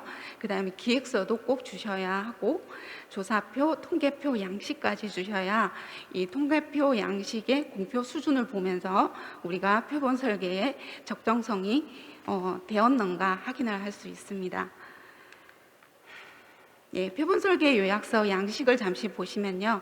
일단 앞에서 봤던 기획서에 있던 내용이 그대로 요약된 내용이라고 보시면 됩니다. 그래서 조사명부터 시작해서 조사 시기까지 조사 주기까지가 이제 하나의 표로 되어 있고요. 두 번째는 표본 설계 내역인데요. 요거는 이제 표본 설계 전 과정에서부터 모집단 및 표본 추출틀 이런 과정부터 시작해서 주요 항목별 공표 범위까지 이렇게 이제 나타내게 되어 있습니다. 근데 이 부분에서 되게 이제 하나 말씀드리고 싶었던 건 요약서라는 게 표본 설계 내역서를 요약하는 부분입니다. 그래서 그 표본 설계 내역서와 요약서의 내용이 일치되어야 한다. 그 말씀을 드리고 싶습니다. 그 다음에 이제 표본 설계를 이제 하나씩 보게 되면요. 일단 모집단과 표본을 이렇게 그림을 도식화해서 볼 수 있는데요. 잘 아시다시피 모집단은 전체 조사하는 전수조사, 그 다음에 표본 조사는 모집단의 일부의 표본을 뽑아서 표본을 조사하고 그 다음에 그 통계량으로 모수 추정해서 전체 집단의 모습을 볼 수 있는 그런 과정으로 볼 수 있겠습니다. 그 다음은 이제 표본 설계 흐름입니다. 앞에서 우리 표본 설계 요약서에서 보셨던 그 표본 설계 단계별로 저희가 흐름이 쭉 이어져 온다. 그렇게 이해하시면 되고요. 제일 처음에 가장 중요한 건 모집단의 정의입니다. 그래서 우리가 어떤 모집단을 이제 설계하겠다. 그런 정의가 있어야 하고요. 그 정의에 맞게 추출틀이 구축이 되어야 하고 추출틀이 구축이 되고 나면은 그 모집단 분석을 실시해서 모집단을 분석하면 이제 추출 방법은 어떤 거, 그 다음에 규모, 배분 방법, 층화 이런 부분들이 결정이 됩니다. 그리고 표본을 뽑고 가중값이 나오고 추정을 합니다. 여기에서는 표본 조사니까 표본 관리도 동시에 이루어지게 됩니다. 그럼 이제부터 각 단계별로 하나씩 볼 건데요. 일단 모집단의 정의입니다. 모집단은 크게 세 가지인데 목표 모집단, 조사 모집단, 이제 그 표본 추출틀 이렇게 구성이 되어 있고요. 목표 모집단은 말 그대로 개념적으로 구성된 모집단. 그다음에 조사 모집단은 표본 추출틀을 위해 규정이 되어 있고요. 그다음 조사 모집단은 표본 추출들을 위해, 그다음에 표본 추출들은 최종 조사될 모집단. 여기 밑에 예시를 보시면 아마 이해하기 쉬우실 것 같습니다. 그 다음에 이제 이때 추출들을 구성할 때 유의사항이 있는데 우리가 조사 단위를 기업체로 할 것인가 사업체로 할 것인가 이 부분을 상당히 많이 지금 혼용이 되고 있습니다. 왜냐하면 저희도 이제 전국 사업체 조사의 모집단에서 SBR이라는 등록 기반으로 가다 보니까 기업체로 할지 사업체로 할지 많이 혼용되고 있는 것 같습니다. 그래서 그 부분에 대한 유의사항이 있고요. 그 다음에 이제 기준 연도라든가 그 다음 제외 대상 이런 부분들을 좀 명시를 정확하게 해라 이런 게 있고 이런 유의사항을 거치고 나면 조사 목적에 맞게 이제 모집단을 구축해야 합니다. 예시를 2개 가져왔는데요. 일단 첫 번째는 중소기업을 작성하는 표본 추출틀입니다. 그래서 이제 저희가 전국 사업체 조사하는 그 농림업부터 시작해서 서비스업까지 모든 업종이 다 있습니다. 그래서 그 중에서 이분들이 하시고 싶은 거는 제조, 건설, 서비스업 거기에 대한 중소기업에 해당되는 애들만 모아서 추출틀을 만드는 것입니다. 그래서 이제 쭉 과정을 보시면 이제 제일 처음에 전국 사업체랑 기업체 모집단을 가져와서 이제 변환을 시키고 조사 대상을 뽑고 그 다음에 이제 이분들이 조직 구분해서 회사 이외의 법인, 국가, 지방, 비법인 이런 부분들은 제외를 시키고 싶은 거죠. 그래서 그 대상을 빼고 나머지 맨 마지막에 중소기업의 범위 옆에 표에 보시면 업종별로 매출의 기준이 있습니다. 그래서 그 기준에 맞게끔 뽑았더니 48만 9천 개가 최종 모집단이 되는 그런 형태로 구축을 해서 이제 시작한다. 요게 이제 하나가 있고요. 나머지 하나는 이제 해양관광산업인데요. 이 부분도 이제 전국 사업체 조사에서 자기네들이 해당하는 해양관광산업의 영역을 연계를 시켰더니 4만 개가 나왔고요. 그 중에 이제 사전 모집단 정비라 그래서 전화조사를 다 한 거죠. 대상인지 아닌지.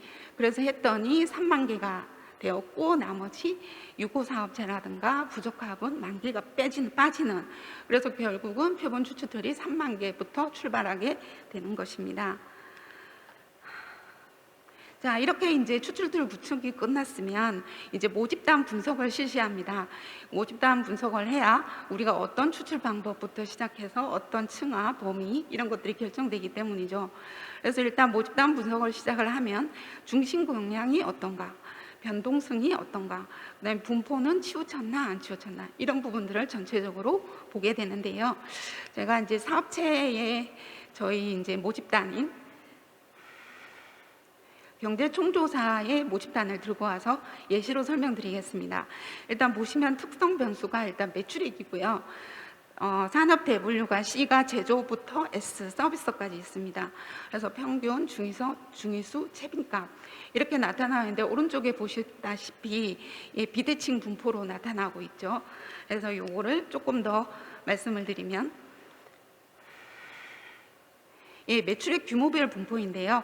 보시면 금방 이해가 되실 것 같은데 앞에 사업체 수 비중이 2,400만 원 이하인 경우에는 사업체 수가 18.4%가 있지만 우리나라 전체 총량을 차지하는 비중은 0.2%밖에 안 됩니다. 그럼 반대로 이제 우리나라 전체 매출의 사업체 비중이 100억 이상이 나오는 그 매출액을 가진 사업체 비중이 우리나라 전체의 1.1%밖에 안 됩니다.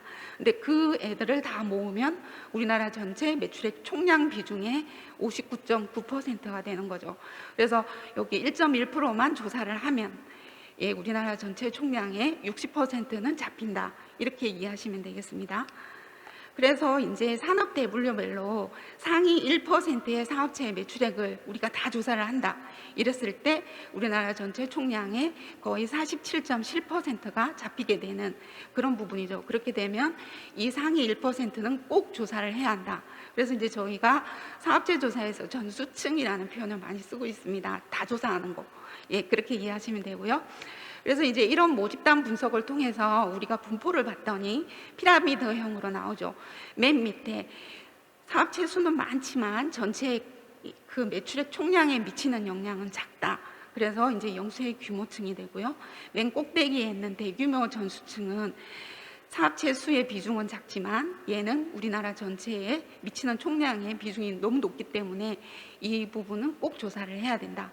그래서 가운데 있는 중소규모는 적당히 잘 저희가 층화를 해서 표본으로 뽑아서 추정을 하면 좋겠다. 이런 결론이 나오죠. 그래서 층화 추출이 필요하다. 이런 거를 이제 모집단 분석을 통해서 알 수 있습니다. 그래서 이제 모집단 분석이 끝나면 저희가 추출 방법을 고려를 해야 하는데요. 표본 추출 방법은 크게 비확률과 확률 두 가지가 있습니다. 근데 이제 승인 통계의 대부분은 확률 표본 추출이기 때문에요. 확률에는 단순히 미, 계통, 층화, 집락이 있고요. 이 추출 방법들을 간단하게 보면 그림으로 제가 좀 가져와 봤는데요. 단순이미는 이게 12개의 개체가 있을 때 4개를 뽑는 건데 무작위로 뽑는 거죠. 그래서 첫 번째 단순이미는 12개 중에 무작위로 뽑는 거.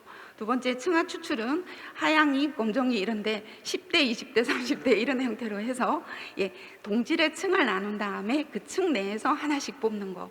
이게 이제 층화 추출이 되는 거고요. 계통 추출 같은 경우에는 1번부터 12번까지 일렬로 세웠을 때 임의의 시작점이 2가 됐다. 그러면 12개에서 4개를 뽑아야 되니까 추출 간격은 3. 그래서 2 뽑고 하나, 둘, 셋, 5 뽑고 이렇게 되는 거죠. 마지막에 집락 추출은 저희가 가구 조사할 때 많이 쓰죠. 조사구라는 개념인데 12개를 6개의 집락으로 묶었습니다. 그래서 묶은 애들 중에 집락을 2개 뽑는다. 이렇게 해서 이제 집락 추출이 되고요. 근데 이제 저희 통계에서는 하나만 이용하진 않습니다. 그래서 복합 표본 설계라는 표현을 쓰는데 층화에서 계통, 층화, 계통, 추출 많이 들어보셨죠? 그 다음에 층화에서 집락, 층화, 집락, 계통 이렇게 복합해서 쓴다. 이렇게 이제 이해하시면 되겠습니다. 이 부분은요, 저희가 이제 사업체 통계에서 많이 쓰는 방법인데, 제가 표본 설계 검토를 하다 보면 상당히 많이 있더라고요. 그래서 한번 실어봤는데요. 일단 앞에 저희가 사업체 모집단 분포를 봤을 때 절사법이 있는데 그 이유는 맨 위에 우리나라 전체 사업체의 비중을 10%만 조사를 하면 우리나라 전체 매출액 총량이 90%가 잡히는 거죠. 그러면 굳이 나머지 소규모 이하는 조사할 필요가 없습니다. 그래서 걔네들은 표본을 제외시키고 맨 위에만 조사하는 거, 전부 조사하는 게 이제 절사법이고, 그리고 이제 두 번째 영양조사법이 이렇게 절사법을 쓰다 보니까 밑에 그 버렸던 그 표본으로 제외했던 소규모 이하에서 급성장하는 산업이나 사업체가 나타난 거죠. 그러다 보니 안 되겠다. 이것도 표본에 반영을 해줘야겠다. 그래서 응용절사법입니다. 그래서 대규모 전수층에서 대규모로 다 뽑고 밑에는 표본층을 구성해서 표본으로 추출하는 방법이고요. 또 이렇게 하니까 문제가 생긴 게, 저희가 이제 사업자 통계를 많이 하시는 분은 아실 텐데요. 종사자 규모로 50인 이상은 거의 전수조사에서 대규모로 조사를 다 전수하고요. 나머지 49인부터 1인까지를 하나의 층으로 묶는다면 얘가 1인이 뽑힐 때랑 49인이 뽑힐 때랑 너무 다르겠죠. 그래서 표본층을 밑에 LH 층화 추출법으로 이렇게 분리하는 겁니다. 그래서 표본 1층, 표본 2층, 표본 3층, 그 층 내에 분산이 가장 작게 그렇게 해서 이제 분산을 하는 거고요. 그래서 현재 저희가 LH 층화법을 많이 쓰고 있고요. 그다음에 네 번째 층화 추출법은 뭐냐면, 우리는 이렇게 하고 싶은데 이제 공표 수준이 아예 고정이 되어 있는 거죠. 국제 간의 비교나 이런 것들 때문에 아예 종사자 수의 공표 수준이 1인에서 9인, 뭐 10인에서 20인 이렇게 고정이 되어 있을 경우에는 말 그대로 층 경계점이 고정된 만큼 층을 나눠서 이제 조사를 하는 게 이제 층화 추출법 이렇게 되겠습니다. 사업체 쪽에서 많이 써서 소개를 해드렸고요. 일단 표본 규모 이제 추출 방법이 다 결정이 되고 나면 이제 규모 산정을 해야 되겠죠. 그래서 이제 계속 조사를 하는 경우와 신규 조사를 하는 경우에 표본 규모 산정하는 식이 다 다릅니다. 그래서 이제 저희가 에서는 거의 상대 표준 오차를 이용해서 하는 방법으로 지금 하고 있고요. 그래서 이 표를 보고 이해하시면 되는데, 표본 규모라는 거는 제약 조건, 그러니까 예산이나 인력 이런 거의 제약 조건과 내가 만들려 하는 기관에서의 목표 상대 오차, 내가 이제 목표하러 하는 허용 오차 수준이 있겠죠.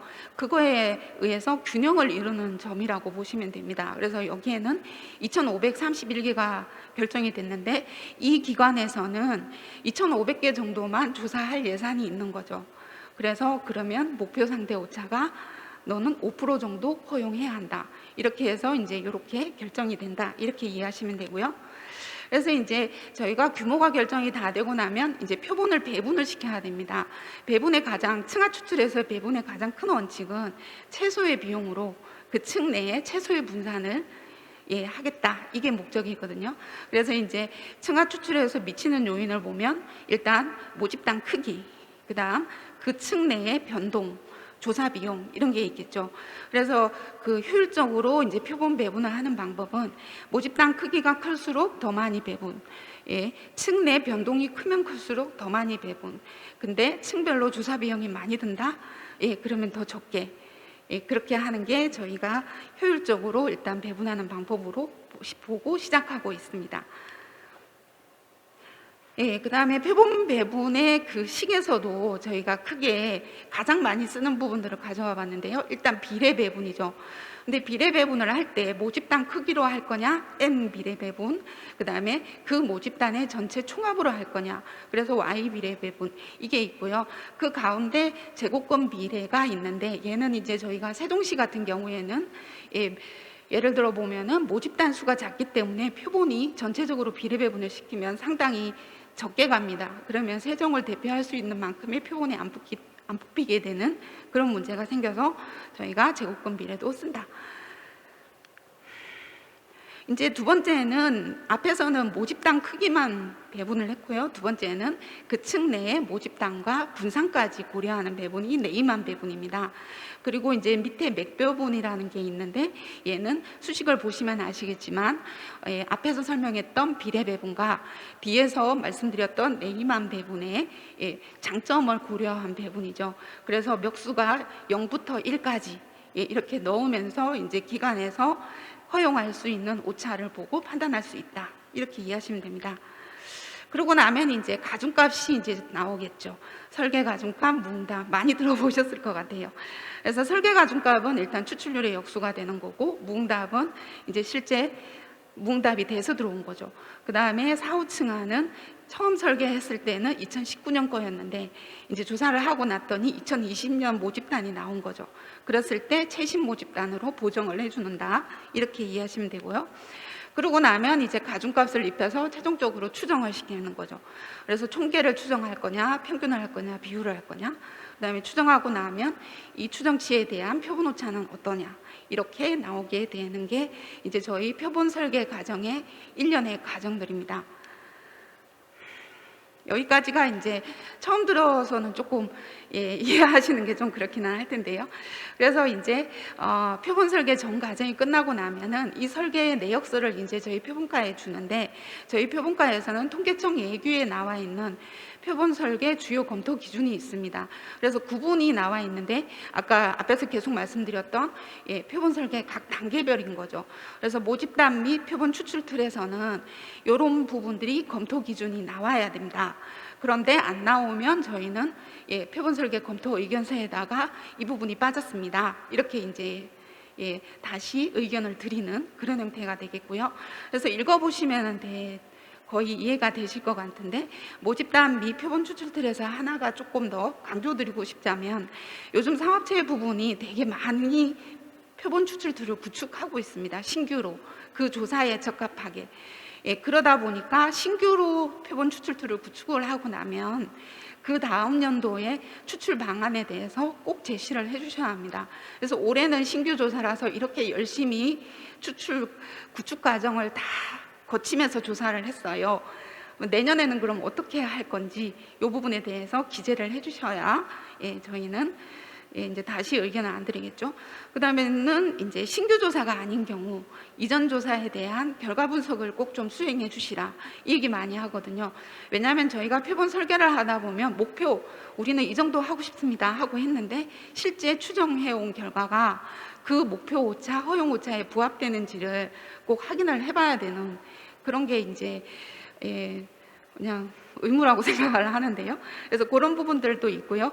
이번에 이제 전년하고 동일하게 했을 때 올해는 어느 정도의 오차가 예상된다, 이게 이제 판단되어야 되기 때문에 신규 조사가 아닐 경우에는 분석해 주시라, 이렇게 보내고 있고요. 그다음에 표본 오차하고 표본 규모에서는 저희는 이제 그 아까 말씀드렸던 주요 항목에 대한 통계표에 나와 있는 공표 수준, 그 실제 통계 작성 기관에서는 많은 데이터를, 많은 통계표를 내고 싶어 합니다, 공표를. 그런데 이제 실질적으로 표본 규모는 한정이 되어 있는데 통계표들을 너무 세분화시키면 크게 그 통계표의 대표성이 없습니다. 그래서 그런 부분들 때문에 충분히 확보를 해야 한다, 이렇게 이제 권고를 하고 있고요. 표본 배분에서는 아까 말씀드렸던 층화 추출을 할 때는 층별로 최소 표본 수가 고려되어야 합니다. 그래서 이제 저희가 뭐 1인부터 9인까지를 종사 수를 내고 싶다 그랬는데 거기에 표본 배정을 만약에 5개밖에 안 했다 이러면 층별 최소 표본 수가 고려되지 않았고, 저희는 보통 10개 이상, 10개 정도로 공고를 하고 있기 때문에 또 표본은 그렇게 뽑혔지만 실제 응답 수는 또 더 낮아질 수 있거든요. 그래서 그런 부분들을 고려해 달라, 그렇게 말씀드리고 있고요. 그다음 표본 관리 방법, 그다음 가중값 및 추정식에서도 많이 잘 써주시긴 하시는데, 가중값 추정식에서는 분산 추정식을 항상 빠뜨리는 부분들이 좀 많이 있어서 그 부분도 좀 고려해 주시라 얘기하고 있고요. 그다음에 주요 항목별 공표 범위에서도 마찬가지로 이제 세분화된 통계표 작성 시에 응답된 표본 수, 처음에 저희가 배정은 30개 이상 했지만 실제 응답한 애들이 10개에서 15개 이상은 되어줘야 한다, 이렇게 권고하고 있습니다. 이것도 마찬가지로 저희 통계청 예규에서 나와 있는 부분인데요. 표본조사 정확도를 평가하는 기준이 상대 표준 오차 RSE와 그 다음에 최소 표본 규모 2개를 동시에 고려하게 됩니다. 그래서 가구하고 사업체가 다른데요. 맨 그 왼쪽부터 보시면 가구의 RSE가 25% 이하, 농업과 사업체는 30% 이하, 그런데 표본 규모가 10개 이상이었다 그러면 신뢰도가 높다고 저희가 판단할 수 있지만 10개 이하였다 그러면 신뢰도가 다소 낮다 이렇게 이제 저희는 보고 있고요. 마찬가지로 맨 오른쪽에 가구는 50%가 이상, 그다음에 사업체와 농업은 60% 이상이면 신뢰도가 낮다고 저희는 정확도 평가 기준에서 규정하고 있습니다. 그러면 이제 마지막으로 저희가 그동안에 했던 표본 설계 오류 사례들을 각 표본 설계 단계별로 조금 모아와 봤는데요. 일단 제일 많이 빠진 게 기준 연도를 누락시킨 경우입니다. 저희는 전국 사업체 조사를 모집단으로 삼고 있다 이렇게 표현을 하고 있는데 그게 몇 년도인지 정확하게 표기를 해야 한다. 그게 이제 저희 하나 있고요. 두 번째는 이제 기업체와 사업체 명칭 혼용. 이 부분은 이제 지금 등록 기반으로 가고 있는 중이라서 아직까지는 좀 정리가 필요할 것 같다 이 생각이 들고요. 그 다음에 마지막에 있는 모집단의 분석 단위와 층하 변수 범위, 통계 공표 결과표의 범위가 불일치한 경우가 상당히 많습니다. 그래서 층하 변수는 이렇게 했는데요.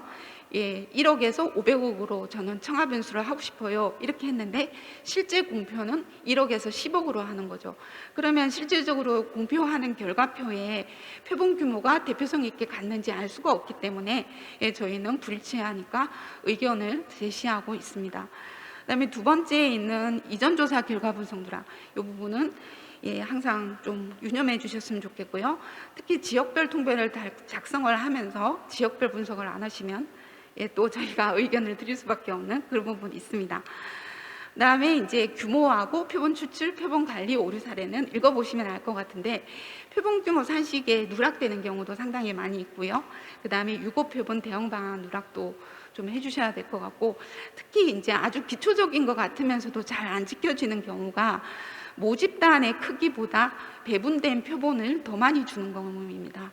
그래서 이런 거는 이제 작성기관 담당자분들이 보시면 금방 아시는 부분들이라서 그거는 확인해 봐 주시라 말씀드리고 싶고요. 그다음에 주요 항목별 공표 범위 오류 사례에서는 저희가 응답 표본 수가 최소한 10개부터 15개 이상은 유지되어야 되겠다 이렇게 얘기를 하고 있고요. RSE가 앞에서 말씀드렸던 정확도 기준에 있는 RSE가 30보다 작거나 응답 표본 수가 작을 경우에 옆에 있는 유사한 셀과 통합해서 통계표를 작성해달라 이렇게 권고를 하고 있습니다. 그래서 이상으로 이제 표본 설계에 대해서 주요 내용에 대해서 설명을 드렸고요. 너무 조금 심오한 부분들이 있어서 조금 설명이 좀 부족했을 수도 있는데요. 저희가 통계교육원에서 이게 표본 설계 실무 과정, 이제 기본 과정, 통계 승인 과정에 저희 표본 부분이 항상 들어 있습니다. 그래서 그 과정을 이제 참고해서 들어주시면 좋겠고요. 오늘 제가 발표한 내용이 저희가 표본과에서 표본 설계 검토 의견서를 드릴 때 그때 이제 이 내용이 그 내용이었구나 하고 참고가 되었으면 좋겠습니다. 이상으로 발표 마치겠습니다. 감사합니다. 네. 표본과 이정화 사무관님께서 표본 설계 주요 사항에 대해서 발표를 해주셨습니다. 저희 이제 온라인 질문부터 먼저 받아보도록 하겠습니다. 전수님께서 표본 추출 방법과 규모에 대한 설명 잘 들었습니다. 저희 기관은 전수 조사를 하고 있는데요. 요즘 코로나 등 불응으로 응답률이 떨어지고 있습니다. 이런 경우 어느 정도의 응답률을 확보해야 공표가 가능한지, 또한 결과표에서 분석 쉘의 빈도가 1 또는 2인 경우에 공표에도 무방한지 궁금합니다 라고 하셨거든요. 네. 말씀드리자면 뒤에 거 설명부터 말씀드리면 네. 저희는 그 통계표 공표 결과표에 응답수가 10개 이하인 경우에는 대표성이 없다고 보고 공표를 통합을 해달라 그렇게 공고를 하고 있고요. 그다음에 이제 첫 번째 질문에 대해서는 전수조사인데 불응인 경우는 일단 저희가 특별하게 어떤 몇 % 이상이 불응이 되면 안 한다 이런 규정은 없습니다. 단지 지금 코로나 상황에서도 조사가 된 그 결과를 가지고 열심히 분석을 한 다음에 전년 시계열과 비교를 했을 때 어느 정도의 그 공표할 수준인지는 각 기관에서 좀 파악을 하시는 게 좋지 않을까 그렇게 생각을 하고요. 참고로 이제 조금 더 전문가적인 판단이 필요하다면 저희가로 연락을 주시면 한 번 더 검토해 보도록 하겠습니다. 첫 번째 질문 답변도 해주신 건가요? 네. 예, 알겠습니다. 이렇게 온라인 질문까지 받았고요. 현장에서 궁금하신 분 손 들어주시면 마이크 전달하면서 의견 받도록 하겠습니다. 예, 5번 테이블에 마이크 전달해 주세요. 어디서 오셨나요? 성함도 말씀해 주세요. 예, 안녕하십니까. 설명 잘 들었습니다. 농촌진흥청에서 온 소나무입니다.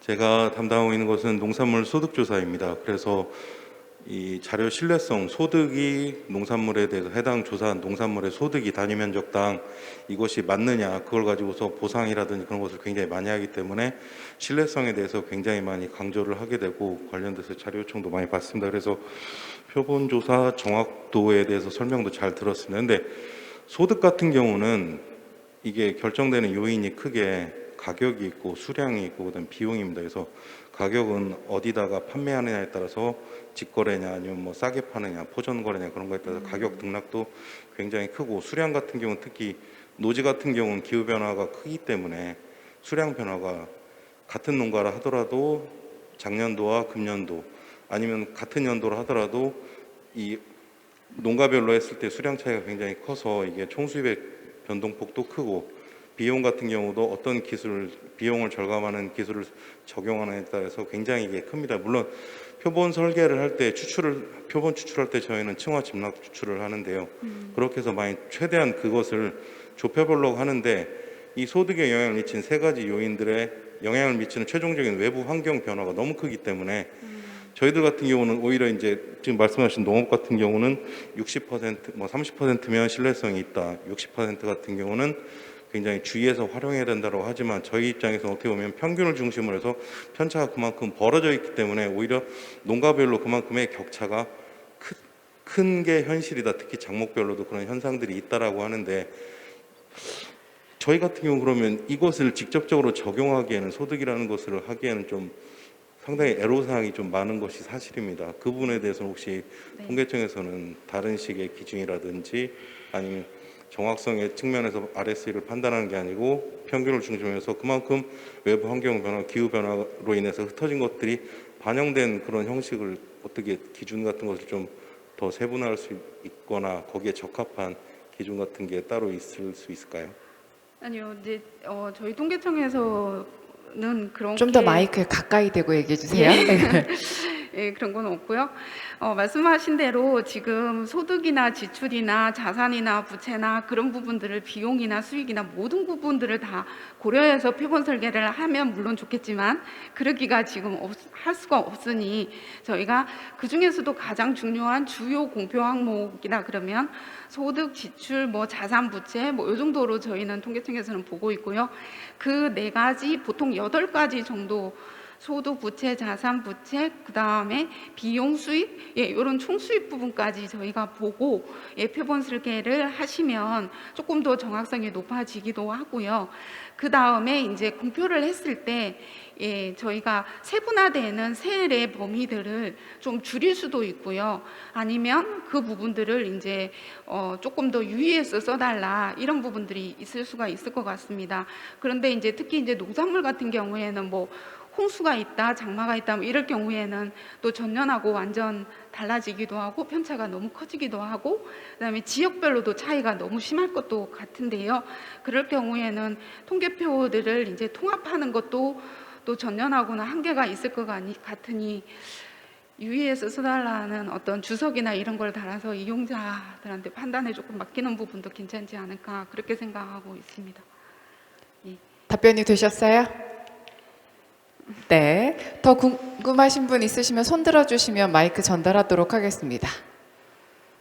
네. 그러면 여기서 이정화 사무관님 보내드리도록 하겠습니다. 큰 박수 주세요. 감사합니다.